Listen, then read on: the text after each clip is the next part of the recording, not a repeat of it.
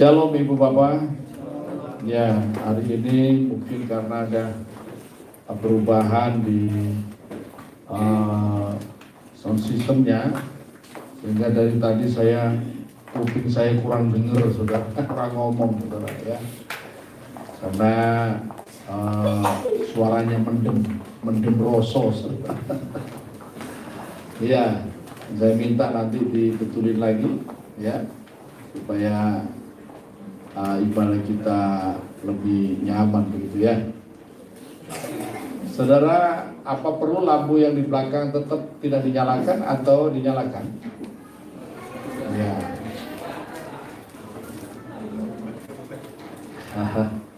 Ya, kalau tidak dinyalakan apa-apa, saudara, ya. Saya masih bisa melihat wajah-wajah saudara, ya.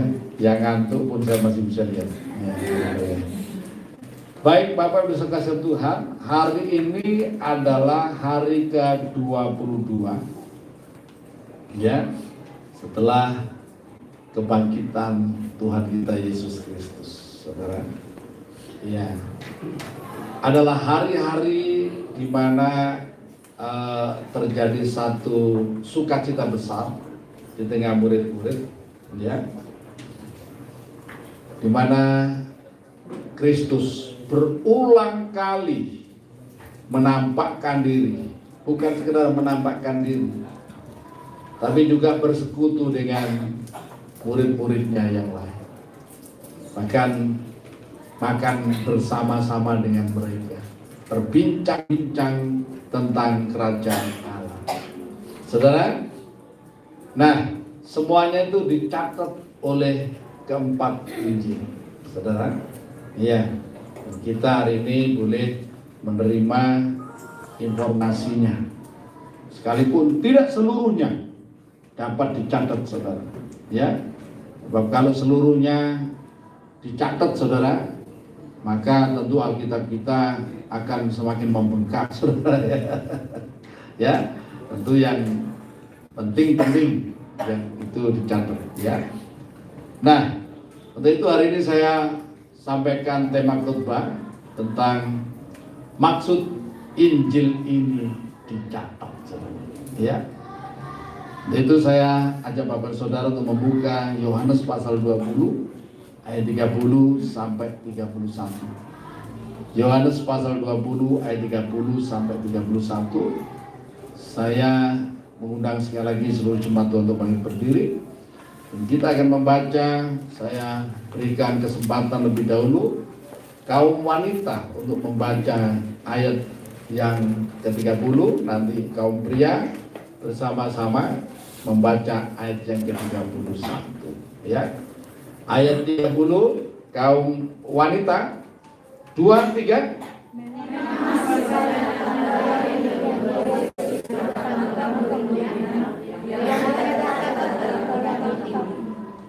Ayat 31 kaum pria, 2, 3. Tetapi semua yang tercantum di sini telah dicatat supaya kamu percaya bahwa Yesuslah Mesias, Anak Allah, dan supaya kamu oleh iman memperoleh hidup dalam namanya. Amin. Silakan duduk kembali. Ya. Saudara yang saya kasih dalam Tuhan, ya, kita hari ini bisa percaya kepada Tuhan Yesus, bahwa Yesus adalah juru selamat atau Mesias, ya. Sehingga hari ini kita berada di tempat ini karena apa? Ada Injil, saudara, yang mencatat semuanya. Kita juga berterima kasih kepada penulis kitab Injil, luar biasa, saudara, ya. Nah, apa sih Injil? Kita semuanya sudah tahu, ya. Dari bahasa Yunaninya Evangelion, ya, yang artinya adalah kabar baik, ya. Kabar sukacita, berita sukacita, ya. Ya, kabar sukacita tentunya dari Tuhan, ya. Kemudian kita menerima kata Injil ini dari bahasa Arab, saudara, dari Evangelion akhirnya menjadi Injil. Nah, itu terjemahan dari bahasa Arab dan kita sekarang, ya, mengenal dengan Injil, ya. Jadi Injil itu dari bahasa Arab, saudara. Saudara bisa bahasa Arab berarti, saudara, ya. Ya, Injil lah itu bahasa Arab saudara ya. Saudara Tuhan, dalam bahasa Inggris kita mengenal dengan gospel ya. Dalam bahasa Spanyol ya, El Evangelio ya. Saudara Tuhan, artinya sama ya. Yang mencatat tentang kelahiran ya, kemudian kehidupan, perkataan ya, dan segala sesuatu yang terjadi dalam yang dialami oleh Yesus Kristus. Saudara, yang kita percaya adalah Mesias, anak Allah, Tuhan semesta alam, yang telah datang ke dunia untuk menyelamatkan kita semuanya. Saudara dalam Tuhan, ya, mengapa ada 4 Injil? Saudara, mengapa ada Alkitab kita ini ada 4 Injil? Kita semua sudah tahu bahwa Alkitab ini bukan terdiri dari satu kitab saja. Ya. Alkitab ini terdiri dari 66 buku, 66 kitab. Ya. Mulai dari kitab Taurat sampai kitab Wahyu. Saudara, ditulis mulai tahun 1440-an sebelum Masehi sampai ya kurang lebih tahun 100 ya sesudah Masehi. Sekasihan Tuhan, Alkitab itu luar biasa ya. Nah, mengapa ada 4 Injil yang dimasukkan dalam kanon Alkitab kita? Sebenarnya ada lagi Injil-Injil yang lain juga saudara ya. Ada Injil Thomas, ada Injil Matius abad keberapa itu juga saudara. Ada Injil Barnabas saudara. Nah, saudara, namun mengapa Injil Barnabas tidak dimasukkan di sini? Ya menurut kesaksian jemaat mula-mula tidak ada memang itu. Injil Barnabas itu adanya mulai abad 15 saudara. Ditulis oleh orang Arab ya, berbangsaan Spanyol yang bernama siapa itu namanya? Siapa namanya saudara? Ya, saya kok lupa saudara. Ya, namanya saudara ya. Ya, kadang-kadang memang sudah agak umur ini agak sedikit lupa saudara. Ya, ya. Saudara dalam Tuhan, ya. Nah, kenapa tidak satu Injil saja? Kok ada 4 saudara? Nah, alasan yang pertama ini untuk memenuhi syarat hukum Taurat tentang keabsahan sebuah kesaksian. Kalau kesaksian itu hanya disampaikan oleh satu orang saksi menurut hukum Taurat, itu tidak sah. Jangan saudara begini. Pak Nyoman misalkan gitu ya. Minggu yang lalu cerita, ya, misalkan hari ini cerita, minggu yang lalu ketemu dengan ya malaikat ya malam-malam diajak keliling-keliling dan gitu ya. Kemudian disaksikan dan disuruh orang itu percaya. Kalau tidak ada saksi yang lain, maka menurut hukum Taurat itu tidak valid kesaksian. Tidak bisa dianggap sah. Ya. Saudara, dalam Ulangan pasal 19 ayat 15 ya. Ulangan pasal 19 ayat 15 tolong ditayangkan ya. Demikian firman Tuhan, satu orang saksi saja tidak dapat menggugat seseorang mengenai perkara kesalahan apapun atau dosa apapun yang mungkin dilakukannya. Baru atas keterangan 2 atau 3 orang saksi perkara itu tidak disangsikan. Ya. Karena itu mengapa Injil ini kita memiliki 4. Bapak-bapak gereja itu mengesahkan ya ada 4 Injil yang disahkan. Ya. untuk memenuhi tuntutan hukum Taurat mengenai keabsahannya. Yang kedua, ini juga sudah dinyatakan dalam perjanjian lama, khususnya dalam hukum Taurat. Sebab apa yang ditulis dalam perjanjian baru, apa yang terjadi dalam perjanjian baru, ini merupakan penggenapan daripada apa yang ditulis dalam perjanjian lama. Perjanjian lama itu merupakan bayangan daripada apa yang akan datang. Dan wujudnya adalah Kristus, saudara. Nah, kalau saudara kembali kepada tabernakel Musa itu memiliki pintu gerbang, saudara. Sebelum para imam dan umat itu memasuki halaman tabernakel, itu harus masuk melalui pintu gerbang. Nah, pintu gerbang tabernakel itu memiliki 4 tiang yang tingginya hasta, saudara, memiliki 4 tiang dari tembaga, perak, Sekasihan Tuhan, ini berbicara mengenai Yesus adalah pintu.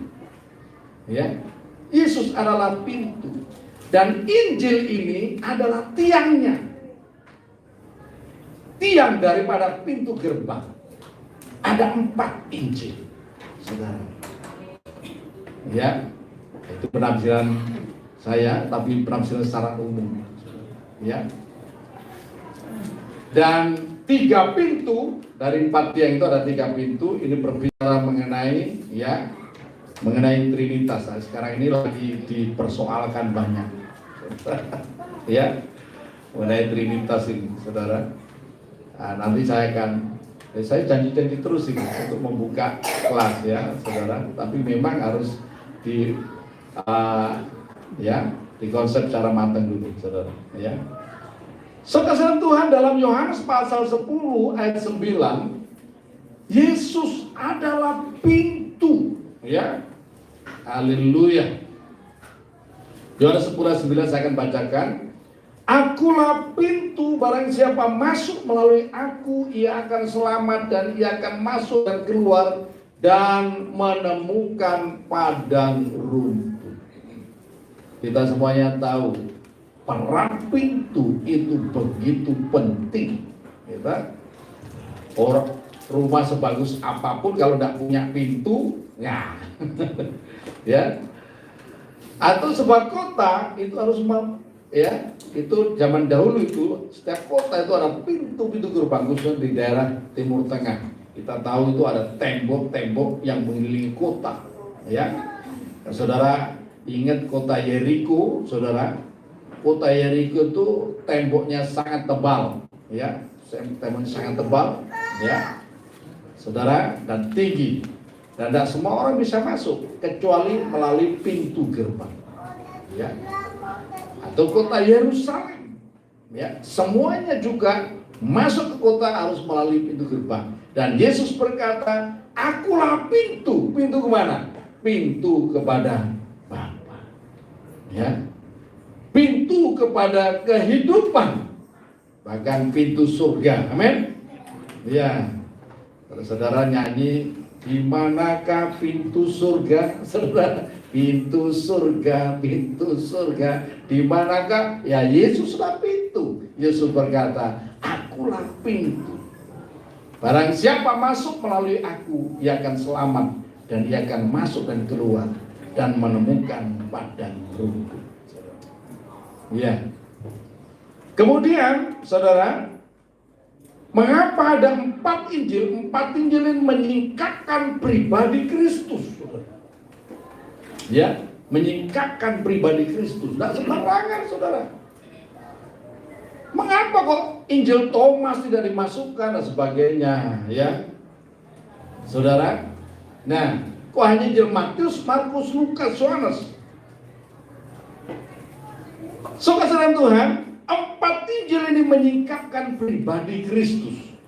Dalam Yeskiel 1 ayat yang ke-10, ya, Yeskiel 1 ayat 10, kita akan baca bersama-sama, ya, atau mulai 9, ya, mulai 9. Yeskiel 1, atau dinaikkan lagi lah, bukan Yeskiel mulai 8, ya. Yeskiel, ya, kitab Nabi Yehezkiel, ya, saya lihat di sini, ya, pasal 1, ya, atau mulai 5, saya baca mulai 5, ya, mulai 5 sampai 10. Dan di tengah-tengah itu juga ada yang menyerupai 4 makhluk hidup, dan beginilah kelihatannya mereka menyerupai manusia, tetapi masing-masing mempunyai 4 muka, dan pada masing-masing ada 4 sayap. Kaki mereka adalah lurus, dan telapak kaki mereka seperti kuku anak lembu. Kaki-kaki ini mengkilap seperti tembaga yang baru digosok.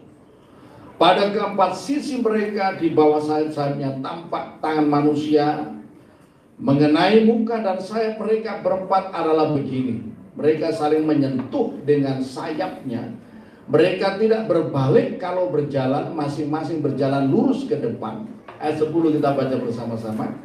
Muka mereka kelihatan begini, keempatnya mempunyai muka manusia depan, muka singa di sebelah kanan, muka lembu di sebelah kiri, dan muka Raja Wali di belakang. Saudara, jadi penglihatan yang diterima oleh Nabi Yeskiel ketika dia berada di tepi sungai Kebar, ya, di daerah Babilonia. Karena Nabi Yeskiel ini merupakan salah satu orang buangan, ya, dari Yehuda yang ada di Babilonia, ya. Saudara Tuhan, ketika itu malam-malam dia mendapatkan penglihatan ini dan ditulis, ya, penglihatan ini, saudara. Dan apa yang kita baca pada ayat 10, muka mereka kelihatan begini, keempatnya mempunyai muka manusia di depan, muka singa di sebelah kanan, muka lembu di sebelah kiri, dan muka Raja Wali di belakang. Saudara, keempat makhluk yang dilihat oleh Yeskiel ini menggambarkan mengenai karakter daripada atau mengenai pribadi daripada Kristus, ya. Nah, keempat Injil ini menggambarkan pribadi daripada Kristus. Yang pertama Injil Matius, ya, disebut sebagai Injil kerajaan, yang mendeskripsikan Yesus adalah raja keturunan Daud, pewaris takhta Daud, dengan lambangnya singa. Kita nyanyikan, dialah singa dari Yehuda, Yesus patahkan belenggu, bebaskan kita. Saudara, ya, jadi Injil Matius ini mendeskripsikan Yesus adalah seorang raja, ya, tapi bukan raja dunia ini. Yesus berkata, kerajaanku bukan dari dunia. Saudara, iya, dia adalah raja di atas segala raja, dan kerajaannya tidak berkesudahan. Kita akan, ya, setiap orang percaya menantikan Yesus akan turunnya kedua kali, saudara, bukan untuk membunuh babi, amin, ya, tetapi untuk mendirikan kerajaan 1000 tahun damai di atas muka bumi, ya. Disitulah ketika Yesus nanti akan turun, ya, yang kedua kali akan digenapi firman Tuhan yang mengatakan setiap lutut akan bertelut, setiap lidah akan mengaku bahwa Yesus adalah Tuhan bagi kemuliaan Allah. Amin. Tepuk tangan. Nah, So, kasih dalam Tuhan, ini dideskripsikan dalam Injil Matius, saudara. Markus ini disebut sebagai Injil hamba, ya, yang mendeskripsikan bahwa Yesus adalah hamba Allah yang maha tinggi, saudara. Makanya dalam Injil Markus tidak ada silsilah, saudara jangan bingung. Kenapa kok di Injil Matius ada silsilah? Ya, Yesus Kristus. Ya, silsilah itu diambil dari, ya, mulai dari Abraham, ya, sampai Daud sampai kepada Yesus Kristus, ya. Daud sampai pembuangan ke Babel, ya, Babel sampai Yesus Kristus, ya. Nah, itu diambil dari garis keturunan laki-laki. Makanya saudara juga jangan bingung, mengapa silsilah yang ada di Matius dengan silsilah yang ada di Injil Lukas kok berbeda, saudara, jalurnya. Ya, nanti saya akan jelaskan, saudara. Jangan saudara berpikir, oh, itulah bukti bahwa Alkitab itu palsu, Injil itu palsu. Enggak, semua benar, saudara. Ya, kalau silsilah yang ada di Injil Matius itu ditarik dari garis keturunan laki-laki, dari Daud sampai kepada Yusuf. Yusuf juga adalah keturunan daripada Daud, ya. Sekalipun secara biologi Yesus bukan anak daripada Yusuf, ya. Tetapi untuk menggenapi firman Tuhan, Yesus harus dilahirkan dari keturunan, ya, Daud. Makanya Yesus disebut anak Daud. Yesus anak Daud, ya. Orang-orang datang kepada Yesus, Yesus anak Daud, kasihanilah aku. Nah, kemudian kita kembali kepada Injil Markus. Injil Markus disebut Injil hamba. Tidak ada silsilah situ, ya. Atau doulos, atau budak misalnya. Doulos, ya, hamba, seorang hamba.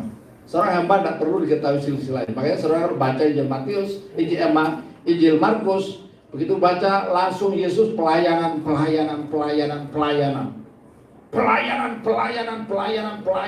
dikerjakan. Ya. Sukses dalam Tuhan, ya. Nah, jadi Injil Markus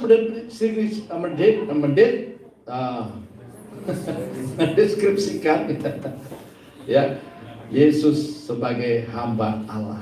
Ya, karakter ini harus ada pada diri kita, men. Saudara adalah anak raja, tapi juga sisi lain kita adalah hamba yang siap untuk melayani. Yesus itu hamba siap untuk melayani, tidak mudah sakit hati, ya, saudara. Ya, tidak selalu model ngebos terus, tapi mau melayani, merendahkan diri. Ya, itu soalnya. Kemudian Injil Lukas, ya. Injil Lukas ini disebut sebagai Injil kemanusiaan, ya, yang mendeskripsikan Yesus sebagai anak manusia. Makanya mengapa Yesus disebut anak manusia, ya. Dan Yesus inilah teladan manusia sejati, saudara. Bagaimana hidup sebagai manusia, sekalipun dia adalah Allah, tetapi dia menyatakan diri itu teladan manusia sejati itu seperti ini, ya, saudara. Dan lambangnya adalah anak manusia. Kemudian Injil Yohanes, ya. Namun sebelum saya bicara soal Injil Yohanes, ketiga Injil ini, Injil Matius, Markus, dan Lukas disebut Injil sinoptik, ya, sinopsis. Hari ini saya agak cadel, ya, agak bermasalah. Sinoptik, ya, saudara. Karena apa? Di Injil Matius, Markus, dan Lukas, ya, mereka memuat cerita yang banyak kesamaan apa yang dikerjakan oleh Yesus, ya, banyak ditulis, dan mereka menulis kisah-kisah yang sama, saudara kasih Tuhan. Namun Injil Yohanes, saudara, ini Injil yang berbeda, ya. Injil Yohanes disebut sebagai Injil Ilahi, ya, yang menceritakan, mendeskripsikan Yesus adalah anak Allah yang maha tinggi. Saudara, makanya Injil Yohanes berbeda dengan Injil Matius, Markus, dan Lukas. Ya, Injil Yohanes menuliskan di Yohanes pasal pertama ayat 1, ya, pada mulanya adalah firman, dan firman itu bersama-sama dengan Allah, dan firman itu adalah Allah. Saudara, ya, ayat yang keempat, ya, Yohanes pasal yang pertama, ya, atau ayat 3, ya. Itu saya akan, ya, segala sesuatu dijadikan oleh Dia, dan tanpa Dia tidak ada sesuatu pun yang telah jadi, dan segala sesuatu dari segala sesuatu yang telah dijadikan, ya. Kemudian ayat 14, di situ dijelaskan bahwa firman itu telah menjadi manusia dan diam di antara kita, dan kita telah melihat kemuliaannya, yaitu kemuliaan yang diberikan kepada sebagai anak tunggal Bapa, penuh kasih karunia dan kebenaran. Maka kenapa kita orang Kristen percaya bahwa Yesus itu adalah Tuhan? Karena apa?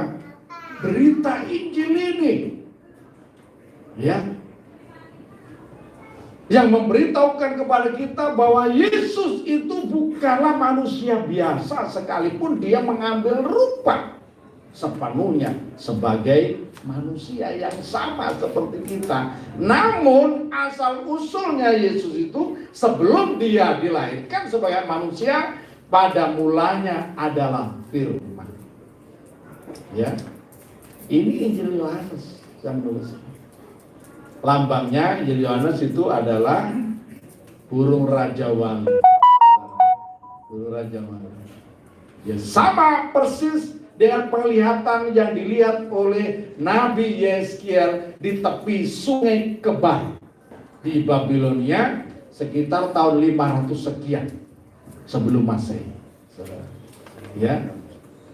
Ya, atau 590-an, ya. 590 sebelum Masehi, saudara. Itu dilihat penglihatan itu luar biasa, saudara. Dan itu digenapi di zaman Kristus Yesus Tuhan kita, saudara. Nah, jadi kembali bahwa kita bersyukur bahwa kita sekarang ini berada di sini karena apa? Karena Injil yang dituliskan. Ya, kita bisa percaya kepada Tuhan Yesus, dan dampaknya apa kalau orang percaya kepada Tuhan Yesus? Kita semua sudah tahu bahwa setiap orang yang percaya kepada Tuhan Yesus, maka kita memperoleh hidup yang kekal.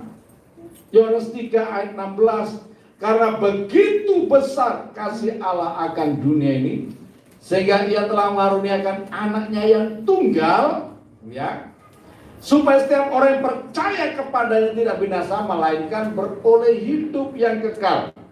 Makanya penulis Injil Yohanes ini menuliskan, ya,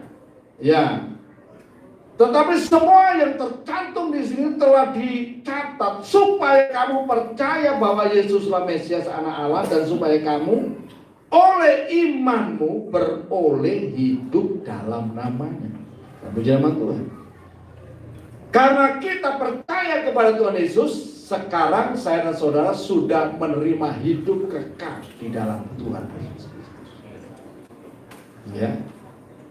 Dan hidup ini merupakan harta karun yang luar biasa, yang tidak bisa dinilai dengan apa. Ya, yang sudah juga sering saya sampaikan juga bahwa orang percaya kepada Tuhan Yesus, dia berpindah dari dalam maut masuk ke dalam hidup yang kekal. Ya, masuk ke dalam kerajaan hidup yang kekal. Ya, dalam Yohanes pasal 5 ayat yang ke-24 itu. Ya, haleluya. Dan puji nama Tuhan, ya. Nah, sekarang apa saja yang ditulis oleh keempat penulis Injil ini? Saudara, setelah Yesus bangkit dari kematian. Kita akan melihat, saudara. Saya tadi sudah sampaikan bahwa ini hari-hari ini adalah hari-hari di mana murid-murid bersukacita karena apa? Mereka ya berulang kali dijumpai oleh Tuhan yang sudah bangkit dari antara orang. Dan saya disampaikan bahwa ya kitab Injil ini bukanlah kitab yang diturunkan dari surga. Kepek diterima oleh Tuhan Yesus, glek, terus disuruh bacakan, bukan begitu. Ya. Bahkan kitab Injil ini ditulis, ya, berapa puluh tahun setelah Yesus naik ke surga, saudara. Nah kemudian murid-murid pada waktu itu apa yang mereka beritakan? Yang mereka beritakan itu adalah Yesus. Itulah Injil. Apa yang diucapkan oleh Yesus, apa yang terjadi pada Yesus, itulah yang mereka beritakan. Itulah inti daripada Injil. Ya, perbuatan, kematian, kebangkitan, bahkan kenaikan Yesus ke surga. Itulah berita Injil yang mereka beritakan. Yang mereka pada waktu itu belum ada, ya, belum ada Injil yang tertulis, belum ada, saudara. Dan Injil ini ditulis ya oleh penulis-penulis. Oh, berarti penulis manusia? Iya, manusia yang menuliskan ini, saudara. Ya, berdasarkan apa yang mereka dengar, apa mereka lihat, kesaksian-kesaksian dari orang-orang yang memang bisa ya dipertanggungjawabkan, tetapi sumbernya adalah dari Roh Kudus. Sumber terpenting, saudara. Iya, sumbernya itu daripada Roh Kudus. Nah, kita akan melihat, saudara, Injil Matius, apa yang ditulis oleh Matius, saudara, setelah Yesus bangkit dari kematian. Berita apakah? Kita akan melihat dalam Matius pasal yang ke-28, ya. Injil Matius tidak banyak menuliskan tentang hal-hal apa yang dilakukan oleh Tuhan Yesus setelah bangkit dari kematiannya, saudara. Ya, Matius pasal 28, ya. Nah, tetapi dia menuliskan hal yang penting untuk gereja kerjakan, saudara. Ya, hal yang penting. Kalau saudara nanti baca ayat 1 sampai ayat yang ke-10, ya.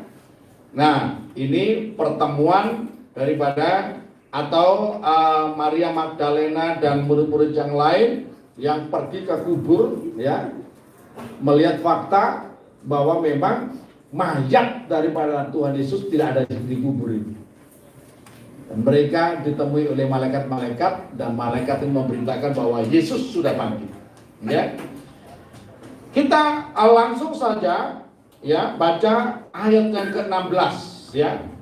Dan ke-11 murid itu berangkat ke Galilea, ke bukit yang telah ditunjukkan Yesus kepada mereka.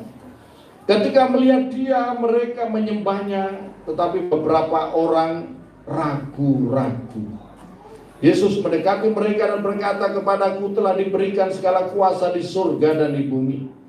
Karena itu pergilah, jadikanlah semua bangsa muridku, dan baptislah mereka dalam nama Bapa dan Anak dan Roh Kudus." Ayat 20 kita baca bersama-sama, 23. "Dan ajarlah mereka melakukan segala sesuatu yang telah kuperintahkan kepadamu, dan ketahuilah aku menyertai kamu senantiasa sampai kepada akhir zaman." Ya, inilah yang ditulis oleh Matius, saudara, untuk kita semuanya. Ya, yang terpenting. Sebab ketika Yesus bangkit, Yesus berkata kepada mereka, ya, "Aku akan mendahului kalian ke Galilea." Karena memang apa? Yesus ini adalah orang Nazaret, Galilea, ya, yang dihukum mati di Yudea, di Yerusalem, Yudea, saudara. Sekasihan Tuhan, setelah bangkitnya itu di Yudea. saudara, di Yerusalem. Kemudian setelah kebangkitannya, Yesus pergi ke Galilea. Murid-murid katakan, kita ketemuan yuk di Galilea. Janji, kita ketemuan yuk di Galilea. Ya di kampung halaman, saudara. Di mana Yesus mulai pelayanan. Saudara Tuhan, dan akhirnya ketemulah murid-murid di sana, saudara. Dan ketika murid-murid melihat Yesus, sebagian murid-murid langsung menyembah Yesus. Tetapi sebagian ragu-ragu. Perhatikan, mengapa sebagian murid ragu-ragu, saudara, menyembah Yesus? Karena hukum Taurat ini begitu keras. Siapa yang menyembah selain Elohim Yahweh, ya, maka hukumannya mati. Tidak ada hukuman yang lain, mati, saudara. Tetapi mengapa murid-murid ketika menyembah Yesus, Yesus diam saja? Karena Yesus adalah perwujudan daripada Elohim Yahweh yang tidak kelihatan, saudara. Iya, Yesus berkata, aku dan Bapa adalah satu. Karena itu orang Kristen jangan ragu-ragu menyembah Yesus. Kalau orang lain mengatakan, oh manusia kok disembah, gitu. Karena mereka tidak mengenal. Maklum, tidak mengenal. Tak kenal maka tak sayang, amin. Tapi ada orang yang semakin mengenal semakin gak sayang, ya, amin. Loh, ada loh. Kalau sudah dikenal, rupanya orang ini aneh-aneh rupanya, ya. Nah, kadang-kadang itu begitu, ya. Tapi sih tidak ada, ya. Semakin mengenal semakin sayang, ya. Haleluya. Haleluya. Ya, yang ngomong keras itu pasti sudah mulai kenalan, ya. Sekasih dalam Tuhan, ya. Nah, hal yang terpenting yang ditulis di sini oleh Matius adalah tentang amanat agung daripada Tuhan. Itu yang terpenting, ya. Jadi kemudian Yesus mendekati, ya, ayat 18, Yesus mendekati mereka dan berkata, kepadaku telah diberikan segala kuasa di surga dan di bumi. Jadi setiap kita ini harus paham, segala kuasa yang ada di surga, kuasa di surga, di langit, di atas, itu ada di dalam tangan Yesus Kristus. Ya, ya. Tidak ada lagi yang lebih berkuasa daripada Yesus di surga. Saudara harus ngerti ini, ya. Dan di bumi ini segala kuasa atas apa saja, ya. Kuasa atas ekonomi, kuasa atas politik, kuasa kegelapan, kuasa apa saja itu ada di dalam tangan Tuhan Yesus. Makanya tidak ada, bukan maksudnya kuasa kegelapan itu tangan Tuhan Yesus, tidak, ya. Itu di bawah kuasa Tuhan Yesus. Tidak ada kuasa yang dapat menandingi nama Yesus. Makanya saya senang itu, saudara, waktu itu kan ada uji nyali, ya. Ya, maunya saya kalau masih ada itu saya daftarkan satu orang jemaat itu, ya. Kita mau uji coba, uji nyali, ya. Ya. Kalau saya tidak apa-apa lah, ya, saya ikut aja kalau memang, ya. Ya.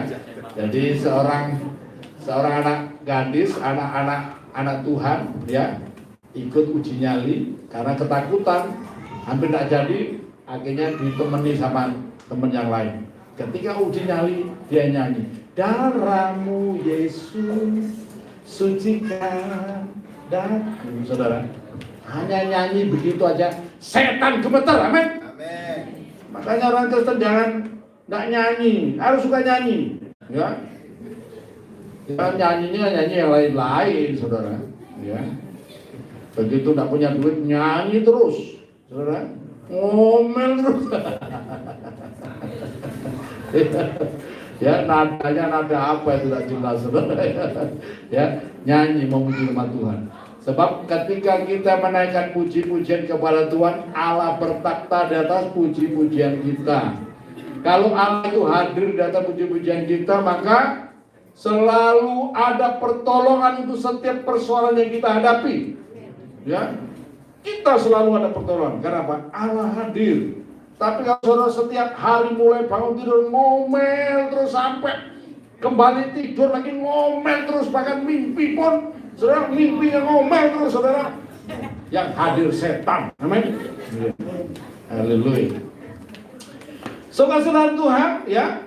Jadi yang menuliskan Injil Matius ini adalah Matius. Saudara tahu Matius kan? Matius itu adalah murid Tuhan Yesus yang backgroundnya itu pemungut cukai dulu. Pemungut cukai loh. Ya. Seorang terpelajar ini, dia bisa menuliskan Injil. Ya. Matius ini melihat apa yang dilakukan oleh gurunya, mendengar apa yang diucapkan oleh gurunya, mengalami apa yang dialami oleh murid-murid yang lain. Saksi mata. Ya. Jadi bukan inspirasi saja ini, bukan inspirasi, tapi saksi. Ya. Nah kemudian Injil Markus. Saudara, kita akan melihat Injil Markus ini. Nah, siapa penulis Injil Markus ini? Injil Markus ini ditulis oleh keponakan Barnabas. Dulu kita ada pengerja namanya Barnabas, Pak Barnabas sekarang sudah mengembalakan sendiri, ya, bagus, ya. Keponakan daripada Barnabas, murid daripada Petrus, ya, yaitu Yohanes Markus. Saudara, ini penulisnya. Ketika Tuhan Yesus ditangkap, dia masih anak muda, ya, dia anak muda. Diperkirakan ini, saudara, Markus 16, coba ditayangkan, ya, Markus 16, ya, Markus 14, ya, Markus pasal 14, Markus 14 ayat 51-52, ya, Markus 14 ayat 51-52. Saya akan bacakan, ya. Ada seorang muda yang pada waktu itu hanya memakai sehelai kain lenan untuk menutup badannya, mengikuti dia. Mereka hendak menangkapnya, ya. Tetapi ia melepaskan kainnya dan lari dengan telanjang. Coba, saudara. Ya, ini anak muda. Ketika Yesus di Taman Getsemane, ya, ditangkap oleh pasukan Romawi, ya. Di situ ada Yudas yang ikut, juga ada, ya, beberapa mungkin imam atau pesuruhnya imam, ya, orang Yahudi yang ikut di sana. Nah, murid-murid melarikan diri, ya, murid-murid melarikan diri. Dan ini ada anak muda diceritakan itu yang pakai sehelai kain lenan. Ketika mau ditangkap, dipegang dia juga, kemudian dia lepaskan kain lenannya, dia lari melalui, ya. Saudara ngerti melalui? Dia lari butuh. Nah, kemungkinannya dialah si Yohanes Markus ini, saudara. Dia melihat Tuhan. Nah, saudara kasih, apa yang dituliskan oleh Markus ini,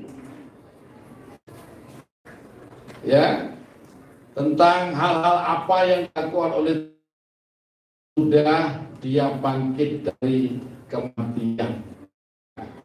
Saudara Tuhan, perhatikan pada Injil Markus pasal yang ke-16 itu, ya. Nanti saudara bisa baca mulai 9 sampai ayat yang ke-20. Secara ringkas saja, ya. Dan Markus di sini juga menyinggung tentang, ya, dua orang yang berjalan menuju ke Emmaus itu, ya, yang nanti kita akan lihat ditulis oleh secara detail, ya, oleh Lukas, ya, saudara. Dan Markus pasal 16 ayat yang ke-9 saya akan bacakan. Setelah Yesus bangkit pagi-pagi pada hari pertama minggu itu, ia mula-mula menampakkan dirinya kepada Maria Magdalena. Daripadanya Yesus pernah 7 setan. Lalu perempuan itu pergi memberitahukannya kepada mereka yang selalu mengiringi Yesus dan yang pada waktu itu sedang berkabung dan menangis. Tetapi ketika mereka mendengar bahwa Yesus hidup dan telah dilihat olehnya, mereka tidak percaya. Ayat 12, sesudah itu ia menampakkan dirinya dalam rupa yang lain kepada 2 orang dari mereka ketika keduanya dalam perjalanan keluar kota. Perhatikan, ya. Ketika Yesus bangkit dari kematian, Yesus pernah tidak dikenali. Beberapa orang tidak mengenali Yesus, bahkan murid-murid tidak mengenali Yesus. Kenapa? Yesus menampakkan diri dalam rupa yang lain, ya. Saudara, nah ini kan ini di luar daripada, ya, nggak usah dipikirkan dulu nanti ini, ya, bagaimana ini, dalam rupa apa ini gitu ya. Yang jelas mereka waktu dalam perjalanan tidak mengenali Yesus, ya. Bahkan mereka mencela Yesus. Kamu orang asing ya di Yerusalem ini, sehingga tidak tahu berita-berita yang lagi hangat hari ini, ya. Saudara, tetapi ketika mereka lagi makan dan Yesus mau memecah-mecahkan roti, baru terbuka mata Yesus, tiba-tiba Yesus menghilang dari mereka. Ya, wah, mereka kemudian baliklah menemui teman-temannya, murid-murid yang lain. Saudara, nah ini yang dicatat. Artinya apa? Peristiwa-peristiwa ini benar terjadi. Bukan karangan, bukan. Markus ini mencatatnya, ya. Dan saudara, kemudian yang berikutnya Lukas, ya, yang ditulis oleh Lukas ini lebih mendetail, ya, lebih mendetail. Ya, saya tidak usah bahas semuanya, ya. Nah, seperti yang sudah saya sampaikan tadi, yang ditulis oleh Markus tadi, ya, ini tentang apa yang dialami oleh 2 orang murid, ya. Ya, murid Tuhan Yesus bukan hanya 12 murid ini saja, tapi ada 70 murid yang lain dan ada yang lain-lain, saudara, ya. Nah, saudara Tuhan, dalam Lukas pasal yang ke-24, ya, saudara bisa melihat cerita yang atau membaca cerita yang selengkapnya, ya, dalam ayat yang ke-13 sampai ayat yang ke-35. Nanti saudara bisa baca di rumah, ya. Saya harapkan jemaat suka membaca Alkitab, amin, ya, ya, bukan membaca YouTube setiap hari, amin, ya. Dan nanti bisa saudara baca juga ayat yang selanjutnya 36 sampai yang berikutnya, saudara. Saudara, di situ Lukas. Siapakah Lukas ini, saudara? Lukas ini bukan orang Yahudi, ya. Orang mana? Orang Syria, ya. Berasal dari Antioquia, tapi dia termasuk salah satu murid daripada Tuhan Yesus, ya. Salah satu daripada 70 murid yang diutus oleh Tuhan Yesus 22, ya. Nah, Lukas ini sekalipun tidak setiap hari bersama dengan Tuhan Yesus, ya, waktu Tuhan Yesus masih hidup, tetapi Lukas ini mendapatkan informasi-informasi yang valid dari orang-orang yang dekat dengan Tuhan Yesus, ya. Saudara, dia seorang dokter zaman dulu, ya, seorang terpelajar juga. Dia menuliskan Injil ini luar biasa, saudara. Dan kita mendapatkan berita ini dari Lukas, saudara. Dan yang berikutnya adalah Injil Yohanes. Dan Injil Yohanes ini lebih mendetail lagi, menuliskan tentang apa-apa yang dilakukan oleh Tuhan Yesus setelah dia bangkit dari kematian, saudara. Namun sebelum kita lompat ke Yohanes, ya, saudara, di Injil Lukas ayat pasal 24 yang kita pakai sebagai patokan untuk setiap kali merayakan kebangkitan Tuhan Yesus, kita makan ikan goreng, saudara. Nah, dari situ dijelaskan bahwa ketika Tuhan Yesus menampakkan diri kepada para murid-murid ketakutan, maka Tuhan bertanya, adakah di antara kalian yang, ya, bawa makanan? Kemudian ada seorang yang kasih ikan goreng, dan kemudian dimakan di depan mata mereka. Artinya apa? Bahwa yang datang menjumpai mereka itu benar-benar Yesus. Sekalipun, ya, Yesus bisa menerobos gedung yang, ya, dikunci rapat pintunya, Yesus bisa menerobos setelah kebangkitan itu. Tetapi dalam tubuh kemuliaan itu Yesus bisa makan ikan. Ya, saudara tidak usah minta penjelasan, Pak bagaimana itu, kok bisa begitu ya, untuk saat ini ya. Itu tubuh kemuliaan, dan itu merupakan contoh tubuh yang akan kita miliki nanti setelah kita dibangkitkan dari kematian yang sudah lebih dahulu mati ya, atau diubahkan dalam sekejap ketika kita memakai tubuh kemuliaan. Sama seperti tubuhnya Yesus, kita akan memakai tubuh itu, saudara. Ya, jadi saudara sekarang langsung bayangkan bagaimana bisa makan, tetapi ya tidak lagi dibatasi oleh ruang dan waktu. Bisa menerobos, bisa kemana-mana, bisa kemana cepat. Saudara tidak usah naik saudara, tidak usah naik pesawat, bisa tiba-tiba di Jakarta. Nah, itu tubuh kemuliaan, saudara. Nah. Kemudian saudara, kemudian di Injil Yohanes ya, ini lebih lengkap lagi. Yohanes menuliskan ya, dan Tuhan Yesus memberikan pesan, sekalipun di Injil Yohanes ini tidak dituliskan atau tidak dimuat tentang amanat agung. Amanat agung itu hanya 2 Injil yang menulis, yaitu Injil Matius dan Injil Markus, saudara. Markus pasal 16 ayat 15 dan 16 ayat 16 ya. Itu perintah untuk memberitakan Injil. Nah, dalam Injil Yohanes kita melihat ya bagaimana Yohanes menuliskan ini ya tentang hal-hal apa yang dilakukan oleh Tuhan Yesus ya. Tapi Injil yang lain juga sebenarnya ada mencatat juga itu, saudara ya. Ya. Jadi Tuhan Yesus menampakkan diri kepada Thomas ya.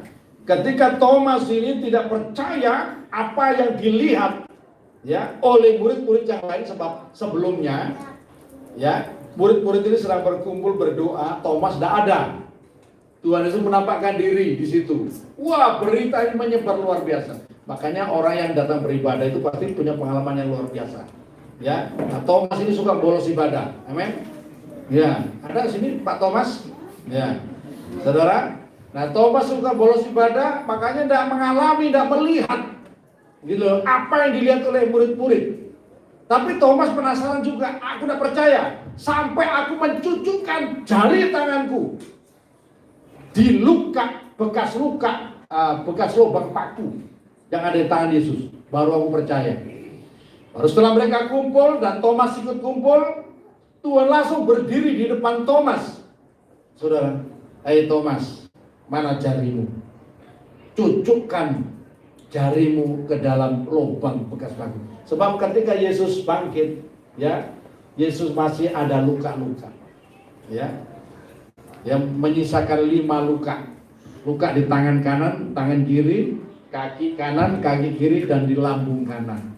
Saudara, ini yang masih luka. Tapi luka-luka yang lainnya bekas cambuk apa semua bersih. Cuma menyisakan 5 luka.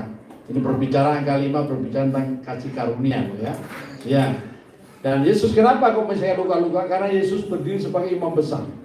Dia tidak membawa korban ya darah kambing domba, tapi membawa darahnya sendiri untuk menjadi pembela saya dan pembela saudara di hadapan Bapa di surga. Ya. Makanya ketika saya dan saudara jatuh dalam dosa dan Roh Kudus mengingatkan kita, "Hei, kamu berdosa." Maka setiap orang yang mengakui dosa datang kepada Tuhan Yesus, 1 Yohanes pasal 1 ayat 9 itu ya, maka kita akan diampuni dosa-dosa kita dan darah Yesus akan menyucikan kita dari segala dosa. Karena apa? Di surga ada pembela. Saudara kasih dalam Tuhan, nah itulah yang dicatat oleh keempat Injil ini. Ya, ya tentunya saya tidak bisa sampaikan secara mendetail semuanya ya. Nah, saudara kasih Tuhan, untuk apa jadi Injil ini tulis? Supaya sekali lagi kita dapat percaya bahwa Yesus adalah Mesias, Juru Selamat, Anak Allah yang hidup, ya, yang datang untuk menyelamatkan saya dan saudara. Dan berita ini harus disampaikan kepada dunia. Saudara, berita ini harus disampaikan kepada segala generasi. Supaya setiap orang yang mendengar, yang percaya, mendapat kasih karunia. Kasih karunia apa? Hidup yang kekal, keselamatan dan hidup yang kekal. Ya. Dan kita semuanya adalah harusnya menjadi Injil-Injil yang hidup, yang bisa dibaca oleh setiap orang. Ya. Supaya setiap orang mendengar berita ini, kabar suka ini, boleh mendapatkan kasih karunia, yaitu keselamatan dan hidup yang kekal. Ya. Yang terakhir, saudara, mengapa ini Injil ini ditulis, saudara? Supaya kita dapat mengandalkan Dia, yaitu Yesus, Allah yang Maha Kuasa. Saudara, Dia sudah menunjukkan kuasanya. Dia telah menang atas maut dan kerajaan maut. Tidak ada masalah apapun yang tidak bisa diatasi di dalam nama Tuhan Yesus Kristus. Ya. Dan semua janji Tuhan ini menunjukkan bahwa semua janji Tuhan yang ada di dalam Alkitab ini mampu Tuhan tepati untuk saya dan saudara. Dan ini adalah satu pesan yang penting untuk kita dengar, untuk kita pegang. Supaya ketika kita menghadapi masalah-masalah yang ada di depan, jangan kita takut, jangan kita khawatir, jangan kita putus asa. Jangan sampai ada orang Kristen yang putus asa, kemudian mikir bunuh diri wes lebih penting. Itu lebih baik, saudara. Jangan. Karena apa? Karena Yesus yang telah bangkit dari kematian adalah Allah yang Maha Kuasa, yang berjanji, aku menyertai engkau hingga kesudahan alam. Dalam Yesaya pasal 43, coba kita akan lihat. Ya. Yesaya pasal 43 ayat 1 sampai ayat yang ke-6 sampai ayat yang ke-5 saya akan bacakan demikian. Tetapi sekarang begini firman Tuhan yang menciptakan engkau, hai Yakub, yang membentuk engkau, hai Israel, janganlah takut, sebab aku telah menebus engkau. Aku telah manggil engkau dengan namamu, engkau ini kepunyaanku. Apabila engkau menyeberang melalui air, aku akan menyertai engkau. Aku melalui sungai-sungai, engkau tidak akan dihanyutkan. Apabila engkau berjalan melalui api, engkau tidak akan dihanguskan, dan nyala api tidak akan membakar engkau. Sebab akulah Tuhan Allahmu, yang Maha Kudus, Allah Israel, juru selamatmu. Aku menebus engkau dengan Mesir, dan memberikan Ethiopia dan Seba sebagai gantimu. Oleh karena engkau berharga di mataku dan mulia, dan aku ini mengasihi engkau, maka aku memberikan manusia sebagai gantimu, dan bangsa-bangsa sebagai ganti nyawamu. Janganlah takut. Ayat 5 kita baca bersama-sama 2, 3. Janganlah takut, sebab aku ini menyertai engkau. Aku akan mendatangkan anak cucumu dari timur, dan aku akan menghimpun engkau dari barat. Coba perhatikan, saudara. Ini pesan firman Tuhan. Jangan kau takut dalam menghadapi kehidupan ini. Tuhan Yesus mengajarkan juga dalam Matius pasal yang ke-6 itu, jangan kau khawatir tentang hidupmu, tentang apa yang akan kau makan, tentang apa yang kau pakai, dan sebagainya. Carilah dahulu kerajaan Allah, itu yang penting, dan kebenarannya, maka semua akan ditambahkan kepadamu. Jadi saudara yang hari ini mungkin saudara lagi berpikir, Pak, pergumulan saya berat ke depan, rasanya berat pergumulan saya, Pak. Jangan kau khawatir, saudara. Ada Tuhan penolongmu. Amin. Ada Tuhan penolongmu. Dia setia, Dia tidak pernah berubah. Jangan pikir, Pak, ini persoalanku lebih berat daripada persoalan-persoalan yang lalu. Tidak ada persoalan yang terlalu berat di dalam Yesus. Yesus berkata, akulah pintu, akulah jalan. Untuk setiap pergumulan kita, Bahkan orang mati saja dibangkitkan, bahwa Yesus yang mati ada bangkit, apalagi untuk segala persoalan saudara. Karena itu ya pandanglah Yesus, ya, arahkan hati pikiran kita kepada Tuhan Yesus, ya, percaya kepadanya, maka kita akan berjalan dari mujizat kepada mujizat, dari kemuliaan kepada kemuliaan. Tuhan Yesus memberkati saudara. Haleluya, ya.